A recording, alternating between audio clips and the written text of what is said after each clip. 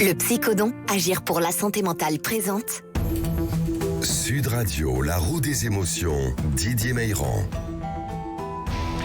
Bonjour à tous, je suis très heureux de vous retrouver pour la roue des émotions sur Sud Radio. Et comme vous le savez, nous avons tous 6 émotions qui animent notre santé mentale. La joie, la tristesse, la colère, la peur, la surprise et le dégoût. Je vous propose, comme chaque semaine, de décrypter les faits marquants de l'actualité par le prisme de nos émotions et de prendre de la distance face aux flux incessants de l'information. Et pour nous aider, avec nous Delphine Pi. Bonjour. Bonjour. Vous êtes psychologue, fondatrice de l'application Psynergie. Vous parlez de santé mentale sur les réseaux sociaux auprès de 200 000 abonnés. Merci d'accepter notre invitation. Jean-Paul Ostruy, bonjour. Bonjour Didier, bonjour Vous à êtes tous. psychiatre, psychothérapeute en dynamique émotionnelle exprimée, et vous aussi. Vous allez nous aider à mieux comprendre les faits marquants de l'actualité de la semaine. Sud Radio, la roue des émotions, 13h30, 14h. Didier Meyrand. Guerre en Ukraine, le conflit pourrait s'étendre sur le territoire russe. Après l'attaque spectaculaire des combattants venus d'Ukraine sur le territoire russe en début de semaine, Moscou hausse le ton. Le ministre russe de la Défense a promis des réponses extrêmement fermes face à de nouvelles incursions dites de l'armée. Côté ukrainien, le groupe de combattants qui aurait agi sans le consentement de Kiev a vanté le succès de son opération qui révèle la faiblesse des défenses russes. C'est pas facile à comprendre tout cela. Alors Delphine Pi, avec quelle émotion vous semble-t-il légitime de réagir ? Je pense la lassitude, une forme de tristesse et de manque d'espoir face à la situation. Je pense que maintenant cette guerre est très très longue et on voit que certaines personnes sont vraiment en conflit de valeurs entre ce qu'on leur demande de faire et leurs propres valeurs personnelles. Qu'est-ce que vous en pensez, Jean-Paul Ostruy ? Est-ce que cette guerre en Ukraine, ça a de nature à alimenter une forme de tristesse avec ce conflit qui ne cesse de s'étendre, avec une guerre de communication en trame de fond également? Si je me place en tant que sujet français, membre d'une démocratie occidentale, je me réjouis d'une attaque contre ce que je vis comme la tyrannie et l'oppression de la dictature russe. Si je me place en tant qu'être humain, je suis comme Delphine, profondément attristé, et c'est pas un faible mot. Et si vous vous placez comme drame. psychiatre ? Si je me place comme psychiatre, le sens de ma vie est de développer une méthode pour faire mûrir l'humanité. Donc, je vais espérer que dans les générations à venir, cette maturation affective se réalise et j'œuvre dans ce sens pour éviter toutes ces horreurs. Delphine Pi, je vais vous demander un exercice, celui de tourner la roue des émotions et de nous emmener au fil de la vie, au fil de nos émotions, pour gagner en flexibilité mentale. Et vous tombez sur la surprise. Alors, qu'est-ce qui est de matière à nous surprendre dans ce conflit entre l'Ukraine et la Russie ? La surprise, c'est peut-être le nombre croissant de déserteurs au sein de l'armée russe qui ne cesse d'augmenter et qui montre bien qu'il y a vraiment quelque chose qui questionne vraiment personnellement chaque individu. Qu'est-ce qu'il y a qui pourrait, selon vous, Jean-Paul Ostruy, nous surprendre dans ce conflit entre l'Ukraine et la Russie ? Il y a quelque chose qui nous surprend et malheureusement on s'y habitue, c'est que ça existe. En 1917, je crois, Freud écrivait « Les nations civilisées s'affrontent entre elles ». Sans aucun ménagement, c'est une horreur. C'était il y a plus d'un siècle. Eh bien, on continue. On continue, et c'est ce sur quoi j'allais vous demander de réagir. En vous disant, mais nous n'apprenons rien de l'histoire. Au début du conflit, on nous a dit, mais ce sera un conflit court. Et le président russe, fort de ses armées, de sa puissance, nous laissait à penser que l'Ukraine serait écrasée en quelques semaines. C'est pas ce qui s'est passé. Parce qu'en face, il y a des femmes et des hommes. En face, il y a des peuples qui résistent, qui luttent, qui s'arment et qui ont des convictions. Et on n'apprend rien de l'histoire parce qu'on nous l'avait déjà fait. Ce sera un conflit court. Et ça s'est pas fleur au produit. fusil, Didier, Oui. c'est ça. Mais ça, c'était les rêves d'une dictature. Est-ce qu'on apprend de son histoire, finalement, selon vous, Delphine Pi? Je crois que c'est toujours l'incertitude quand on se lance dans une action et qu'on peut avoir comme ça une idée de ce que sera l'avenir, mais que finalement, on n'est jamais sûr et qu'il faut justement peut-être plus faire attention au passé et apprendre des erreurs qu'on a déjà vécues. Apprendre de l'histoire, apprendre de son histoire et regarder derrière pour mieux aller devant. Je me souviens d'un psychiatre qui me disait « reviens et va ». Et ça m'a beaucoup entrepris. Retour en France, à Roubaix. Un hommage national pour les 3 policiers tués. Jeudi dernier, le président de la République a rendu hommage aux 3 jeunes policiers tués dimanche après avoir été percutés par un véhicule roulant à contresens et en excès de vitesse. D'après l'enquête, le conducteur du véhicule, tué également dans l'accident, était fortement alcoolisé, positif au cannabis. Il était connu des services de police pour une affaire de stupéfiants. Jean-Paul Austruy, avec quelle émotion vous semble-t-il cohérent de réagir? Moi, je suis absolument navré. Je trouve que c'est un drame, comme beaucoup de choses d'ailleurs dont nous allons parler et dont nous parlons déjà ce soir. 3 personnes qui représentent l'ordre, 3 jeunes personnes qui se font tuer connement. Pardonnez-moi mon émotion de colère. Et de tristesse. Et de tristesse, c'est tout à fait lamentable. Derrière ça, il y a, après l'usage de stupéfiants, le fait de prendre la route malgré tous les conseils.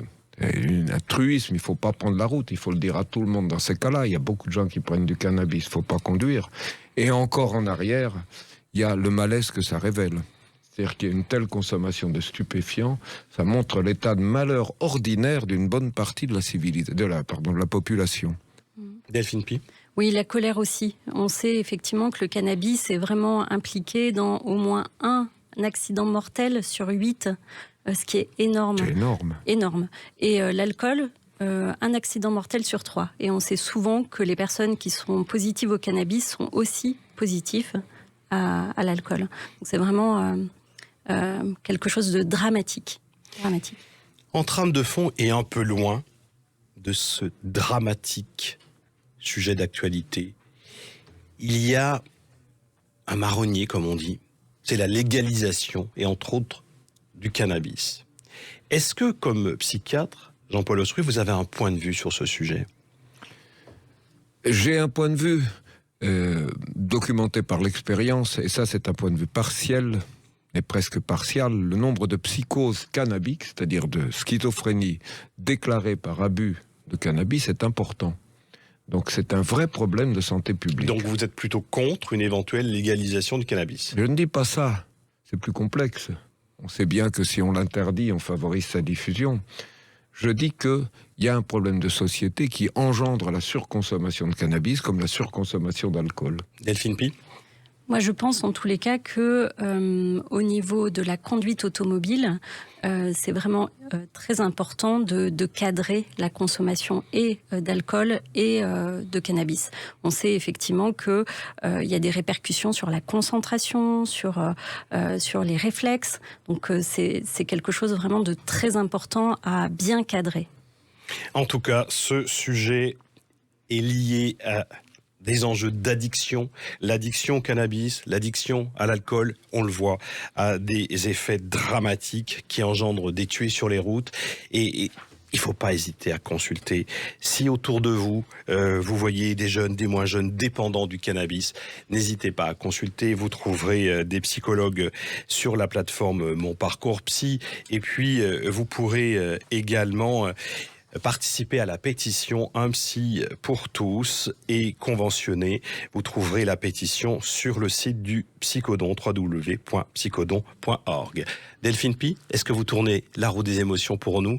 C'est une psychologue qui nous emmène cette semaine au fil de la vie. Et nous allons à la rencontre d'une autre émotion qui est la peur.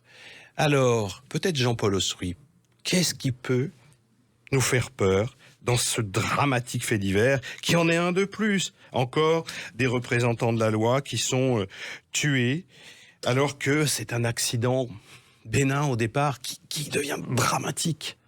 Moi, ce qui me fait peur, c'est ce que vous venez de dire, Didier. Un de plus.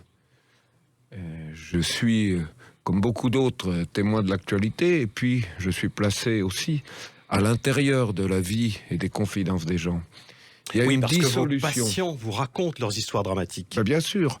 Et nous constatons en plus par la pratique de groupe combien les gens en dynamique émotionnelle sont contents de voir se resserrer à nouveau les relations humaines et les liens sociaux. Et combien ces liens, au contraire, se dissolvent en ce moment dans notre société. Et le malaise, est une partie de cette dissolution. Le lien qui se dissout. C'en est une partie C'en est importante. une partie. Et on dit souvent en santé mentale que le lien est soin. Oui. Delphine Pi. Pour moi, la peur dans cette affaire, c'est peut-être est-ce que les répercussions de la consommation feront suffisamment peur pour réussir à ne pas consommer. Et on sait aussi que la consommation, elle inhibe la capacité à prendre de bonnes décisions. Donc moi, ça me pose question plutôt sur les conséquences de la consommation, en même temps que la conduite. Donc, la question du discernement, comment je peux être en capacité de ne pas prendre mon véhicule si j'ai bu, comment je peux être en meilleure capacité de ne pas prendre mon véhicule si j'ai fumé du cannabis, et avoir cette possibilité-là de discernement, c'est pas facile, peut-être faut-il être accompagné. C'est ça, je pense qu'il faut prendre ces dispositions avant, ou alors demander de l'aide pour être sûr de ne pas conduire après. Mais puisque nous parlons du lien, c'est là qu'il intervient justement, à la fois pour être accompagné et aussi pour que les autres qui sont dans un état de clairvoyance osent dire à celui qui a bu ou qui a fumé, ben là tu conduis pas, on te ramène ou tu restes à la maison ou tu bouges pas. Comme les fameux Saint-Bernard, qui accompagnent les personnes qui ont bu ou qui ont trop fumé, et qui prennent leur volant à leur place. Ne pars pas, vraiment. Donne-moi tes clés. Oui, donne-moi tes clés, monte pas dans ta voiture. Et je vais te ramener, on reviendra chercher ta voiture demain. En tout cas, permettez-nous de penser à la famille, aux familles de ces 3 jeunes policiers tués, de penser également à la famille de ce conducteur tué également, et nous partageons bien sûr leur tristesse. Nous nous retrouvons dans quelques instants pour la roue des émotions sur Sud Radio. Il sera question d'une infirmière tuée au CHU de Reims, avec le risque de stigmatisation des personnes atteintes de troubles psychiques, et puis d'une première mondiale. Allez savoir, une personne paraplégique qui remarche grâce à la pensée. On se retrouve tout de suite après pour faire tourner la roue des émotions sur l'actualité de la semaine. Le Psychodon, agir pour la santé mentale présente. Sud Radio, la roue des émotions, Didier Meilran. Et nous nous retrouvons pour faire tourner la roue des émotions sur l'actualité de la semaine. Et pour nous aider, Delphine Pi, qui est psychologue et fondatrice de l'application Psynergie. Une star sur les réseaux sociaux, allez, 200 000 abonnés. Et Jean-Paul Osruy, qui est psychologue, psychothérapeute en dynamique émotionnelle exprimée. Un des fondateurs, avec Étienne Jalin, que nous saluons, de cette psychothérapie qui permet d'exprimer au mieux les émotions. Retour à l'actualité de la semaine. Au CHU de Reims, une infirmière est tuée. Lundi dernier, une secrétaire médicale et une infirmière du CHU de Reims ont été attaquées au couteau. L'infirmière de 37 ans est décédée des suites de ses blessures. La mise en cause, un homme atteint de troubles schizophréniques. Il a déclaré aux policiers en vouloir aux blouses blanches. Cette agression relance le débat autour de la psychiatrie, souvent considérée comme le parent pauvre de la médecine. Jean-Paul Osruy, avec quelle émotion collective vous semble-t-il légitime de réagir, et aussi et surtout en tant que psychiatre? C'est un drame, donc je suis personnellement particulièrement affecté de tels drames. J'ai passé ma vie à éviter des choses comme ça, à la fois en tant que psychiatre privé et psychiatre public, et je continue. J'ai ouvert il y a une vingtaine d'années une expérience de dynamique émotionnelle dont vous parliez à l'instant, dans un CMP, une consultation publique. J'ai eu des cas graves, je pense qu'avec une agressivité haineuse massive, et que nous avons évité pas mal d'issues dramatiques. C'est pas magique, mais il y a un outil de plus. L'autre émotion, elle est pour la dégradation de la psychiatrie, où justement nous manquons de moyens, et où, comme vous le disiez fort bien, nous sommes le parent pauvre. Ce qui fait que des cas qui pourraient être soignés ne le sont pas. Donc j'aspire à la fois à l'amélioration, à nouveau, que la psychiatrie retrouve le niveau qu'elle avait au début de ma pratique, quand j'ai terminé mon internat, et j'aspire à développer au maximum la dynamique émotionnelle, parce que nous avons un vrai outil pour éviter ou Pas totalement, ce n'est pas magique, mais pour amoindrir le risque de telles horreurs. Delphine Pi. Oui, la colère, effectivement, parce que ça pose vraiment question sur la situation de la prise en charge psy en France aujourd'hui. Quand on voit qu'il y a des mois, voire des années d'attente pour avoir une place dans un CMP, pour pouvoir aller voir un psychiatre en libéral, c'est complètement fou de laisser tous ces gens dans la détresse sans solution, en fait, pour être pris en charge. D'où le rappel, signez toutes et tous la pétition qui est en ligne, Un psy pour tous, conventionné et en accès direct. Elle est en ligne sur le site du Psychodon, www.psychodon.org. Et je voudrais aussi attirer votre attention sur le risque de stigmatisation. Attention, toutes les personnes atteintes de troubles schizophréniques ne sont pas des criminels. Je vais vous le redire. Toutes les personnes atteintes de troubles schizophréniques ne sont pas des criminels. Attention au risque caricatural et au risque de stigmatisation, Jean-Paul Ostrouy. Ce sont d'abord des gens qui souffrent, et qui souffrent atrocement la plupart du temps. Ce sont des gens auxquels la psychiatrie moderne peut proposer des solutions, et la psychothérapie encore plus. C'est ça, et je souscris parfaitement à votre idée de soutenir le développement et l'initiative de la souscription et de la... Il faut davantage de psy dans les CMP pour désengorger l'accès à la consultation. Il faut laisser les psychologues pratiquer sur les territoires en accès direct et conventionné, et qu'ils soient formés à des nouvelles méthodes qui vont des psychothérapies sur les troubles cognito-comportementaux jusqu'à la dynamique émotionnelle exprimée, mais en passant par une offre de soins qui soit déployée et adaptée à chacun, parce qu'il y a des ressources, Delphine Pi.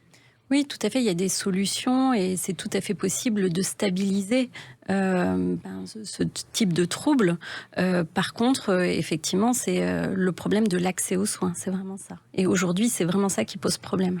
Alors vous tournez la roue des émotions pour nous emmener vers plus de flexibilité mentale. Ça me donne l'occasion de vous rappeler qu'il y a en France un monsieur Santé Mentale France, c'est Franck Bellivier qui est délégué ministériel à la santé mentale, et nous en appelons à lui et au ministre de la Santé François Braun et au président de la République pour entendre: il faut plus de moyens à la psychiatrie, il faut plus de moyens à la psychiatrie, comment vous le dire? Et cette pétition, Un psy pour tous est conventionné, est en ligne, www.psychodon.org. Delphine Pi, vous nous avez emmené vers une autre émotion. Le dégoût. Le dégoût. Oui, je pense que chaque professionnel de la santé mentale peut se sentir dégoûté aujourd'hui de cette situation actuelle. Et bien sûr qu'on a tous envie que ça change, qu'on nous donne les moyens de pouvoir accompagner au mieux les personnes qui souffrent de troubles psy. Mais aujourd'hui, je trouve qu'on manque cruellement de moyens. Et même le parcours Mon Psy, qui est une très bonne idée dans l'idée, manque encore un petit peu de travail pour prendre soin du patient et du psy.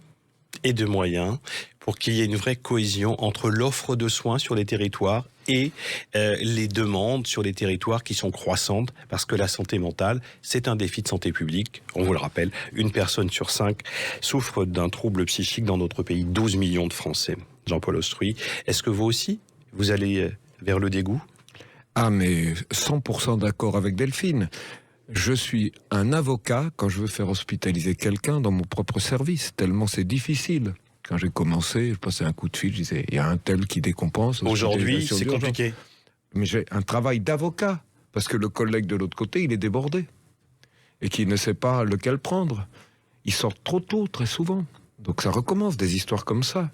Et quand on cherche à faire hospitaliser quelqu'un et qu'on y parvient après d'invraisemblables péripéties parfois, parce que c'est pas simple du tout. Et qu'on le fait hospitaliser pour le protéger. Et protéger l'entourage, mais d'abord l'individu lui-même. Et qu'on se retrouve avec une hospitalisation trop courte, avec un traitement qui n'a pas été instauré correctement parce qu'ils sont débordés aussi à l'hôpital, c'est parfaitement insatisfaisant. Donc ça peut avoir des conséquences dramatiques. Pour l'hôpital psychiatrique, il faut des moyens pour les psychologues libéraux. Et c'est pas anodin ce que je dis. Il faut des moyens pour le public et il faut des moyens pour le privé. Et que tous travaillent ensemble à une offre de soins qui soit concertée et adaptée dans un vrai parcours de soins dédié aux personnes. Et Didier, je me permettrai de rajouter, ça c'est l'urgence, c'est à court terme, mais à moyen terme, il faut entreprendre le développement affectif de la population. Nous voyons des horreurs constamment, et nous voyons fabriquer les malades mentaux de demain. Donc tant que la population restera ça, tant que les méthodes efficaces de psychothérapie ne seront pas diffusées largement, et ça va prendre du temps, c'est pour ça que nous œuvrons avec Étienne pour diffuser la dynamique émotionnelle, tant que ça ne sera pas fait, alors que nous avons un moyen, nous assisterons à des naufrages. Ou la psychothérapie du bien-être, ou les troubles cognito-comportementaux, ou la dynamique émotionnelle exprimée. Il y a plusieurs outils, il y a différents moyens, et il faut prendre là ou là ce qui correspond. Là ou là, à tel cas, tel processus, à telle famille, à tel enjeu. C'est pas une solution, il y a une facette qui est assez large. Première mondiale, on change de sujet, une personne paraplégique remarche grâce à la pensée. C'est une prouesse qui est rendue possible grâce à 2 technologies qui rétablissent une communication entre le cerveau et la moelle épinière. Via une intelligence artificielle, les intentions de mouvement sont décodées en temps réel à partir des enregistrements du cerveau. Pour un neuroscientifique français, les patients précédents marchaient en faisant beaucoup d'efforts. Là, il y a juste besoin de penser à marcher pour faire un pas. C'est quand même formidable, Delphine Pi. Incroyable. C'est vraiment tellement d'espoir pour toutes les personnes qui souffrent de ce type de problématiques. C'est la joie. Ah oui, la joie. C'est une joie de voir que parfois la technologie, les avancées scientifiques sont au service du rétablissement et dans ce cas-là, du gain de mobilité. Complètement, surtout que tellement de personnes sont dans des souffrances sans savoir s'il y a possibilité de rétablissement, c'est vraiment beaucoup d'espoir. Jean-Paul Austruy, la joie ? Pareillement, je suis complètement admiratif et ravi pour cet homme qui remarche, admiratif du travail des scientifiques, de l'évolution. Donc, et l'intelligence artificielle qui devient un vecteur de soins, un vecteur de mobilité, quand l'homme a cette capacité de faire de son intelligence et donc de ses prouesses technologiques du bon, du meilleur pour lui, pour les autres. Et ça change que parfois, il y a parfois du toxique qui est fait, Delphine Pi, pour la roue des émotions et aller à la rencontre d'une autre émotion en gagnant en flexibilité mentale sur cette actualité. La surprise, il y a de quoi peut-être être surpris, Delphine? Alors pour moi, c'est complètement, je sais même pas comment c'est possible de juste penser à quelque chose et que ça se mette en action. Quelle est la technologie derrière? Pour moi, c'est ça la surprise. C'est vraiment... Ça a de quoi nous surprendre, Jean-Paul Austruy? C'est du jamais vu et c'est le cyborg qui devient réalité. C'est quelque chose d'absolument extraordinaire. Et je pense que ça devait faire la même chose la première fois que des hommes ont volé dans les premiers avions ou des choses comme ça, où d'un seul coup une nouvelle dimension s'ouvre. La prouesse de l'intelligence humaine qui déploie des prouesses technologiques au service du mieux-être de chacun et de toutes et de tous. Ça, c'est vraiment de nature à nous rendre joyeux. Jean-Paul Austruy, merci de votre venue. À bientôt. Avec plaisir et d'avoir partagé ce moment avec vous tous. Merci Delphine Pi, à bientôt. Merci. On vous retrouve sur les réseaux sociaux. Merci à tous les deux de votre présence. Au cinéma cette semaine, La Petite Sirène. Ce remake moderne qui a tant fait débat est en salle depuis ce mercredi. Très critiqué pour avoir choisi comme personnage principal une actrice métisse, le nouveau film de Disney détient déjà un record puisque rien que la bande-annonce a été visionnée plus de 100 millions de fois en 24 heures. Toutes les émotions face aux grands écrans du cinéma. Allez voir La Petite Sirène à la rencontre de ce personnage métissé. Et puis je vous donne rendez-vous le 12 juin pour le 5e Olympia du Psychodon. Je recevrai notre parrain Yannick Noah, Christophe Willem, Marina Kaye, Philippe Laville. À chaque fois, je vous le fais, vous savez, il tape sur des bambous. Et c'est numéro 1. Mais Christophe Willem, ce sera double jeu. Allez, je vous en dis pas plus. Les billets sont disponibles sur le site de l'Olympia et du Psychodon, www.psychodon.org, le 12 juin, 5e édition du Psychodon, Agir pour la santé mentale à l'Olympia. Je vous donne rendez-vous la semaine prochaine sur Sud Radio pour faire tourner la roue de vos émotions sur l'actualité. Au revoir, merci à toutes, merci à tous, bonne semaine. Sud Radio, la roue des émotions, 13h30, 14h. Didier Meyran. Avec le Psychodon, agir pour la santé mentale.